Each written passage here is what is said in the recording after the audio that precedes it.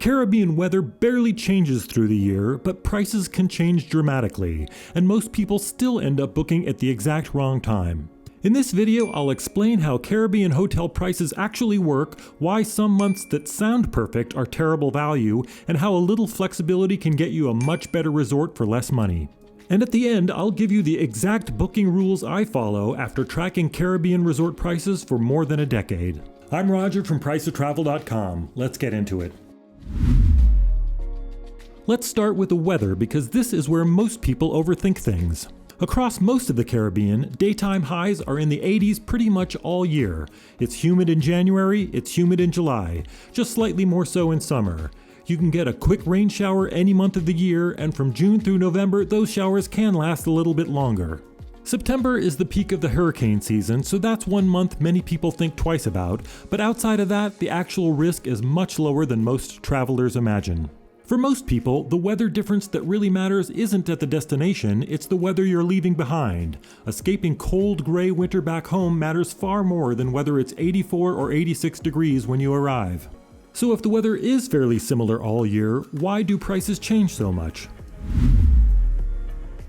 What actually drives Caribbean prices? The answer is demand. School schedules, holidays, and booking timing have a much bigger impact on Caribbean prices than the weather itself.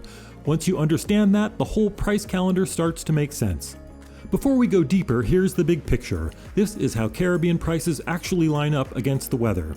Christmas week is in a league of its own. It's by far the most expensive time of the year, no surprises there. From early January through early March, that's high season. The weather is great, everyone wants to be there, and prices usually keep creeping up as the better rooms get booked. Then you hit mid to late March, which is the spring break bump. Some places get crowded fast and prices reflect that. After that, April through June is the sweet spot for a lot of people. The weather is still excellent, crowds thin out, and prices drop. This is where some of the best value shows up. July and August tend to tick up a bit again, mostly because of families on school breaks and European travelers on summer holidays. September is usually the cheapest month of the year, but it's also peak hurricane season, so that's the trade-off. And then from October through mid-December, you get another really strong value window. Smaller crowds, good prices, and solid weather right up until Christmas week hits again. That's the trade-off in a nutshell. Prices move with demand, not sunshine. The most expensive week of the entire year is Christmas through New Year's, and it's not even close. Prices can double or even triple, and availability disappears early. From a value standpoint, this is almost never the best time to go unless your schedule gives you no choice. January through early March stays expensive because demand stays strong. People are escaping winter and prices tend to rise as rooms fill up. And even within those cheaper winter months, you'll sometimes see small price bumps around specific long weekends, especially Martin Luther King weekend in mid-January and President's Day in mid-February. Those long weekends create little bursts of demand, so if you can shift your trip by a few days, you can often save a surprising amount. Mid to late March brings another jump thanks to spring break, especially in places like Cancún, Punta Cana, and Jamaica. You're not paying for better weather, you're paying because everyone wants to travel at the same time. This is where things flip. April is one of the most underrated Caribbean months. Spring break ends, prices drop sharply, but the weather stays almost exactly the same. Once the weather improves back home, people stop booking tropical trips, even though conditions in the Caribbean are still excellent. May and June often bring better value with fewer crowds and similar weather. These are fantastic months if you have any flexibility at all. July and August can tick up a bit because of family travel and European holidays, but they're still going to be cheaper than winter. September and October are usually the cheapest months of all. September has the highest hurricane risk, so it's not for everyone, but October is often a great value month with much lower risk and very good weather.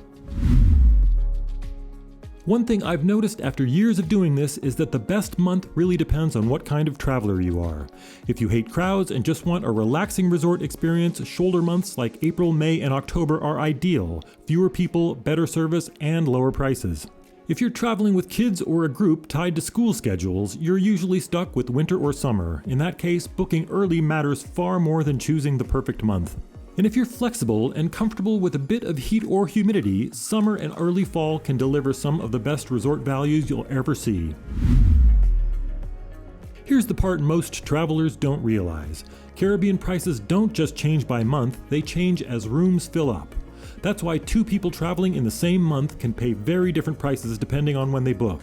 As popular dates get closer and inventory tightens, prices can rise even during what's considered the cheap season. Once you start watching prices week by week, a few clear patterns show up. Before I get to my booking rules, it's worth pointing out a few mistakes that I see over and over again. Waiting and being rigid is the most expensive mistake people make with Caribbean trips. Last-minute deals rarely exist anymore, and the best resorts don't need to discount cancellations. After checking thousands of prices, I've learned that the best value resort for any given week changes constantly, so flexibility matters more than loyalty. And for peak winter dates, prices almost always go up, not down. After checking thousands of Caribbean resort prices over decades, these are the rules that I actually follow.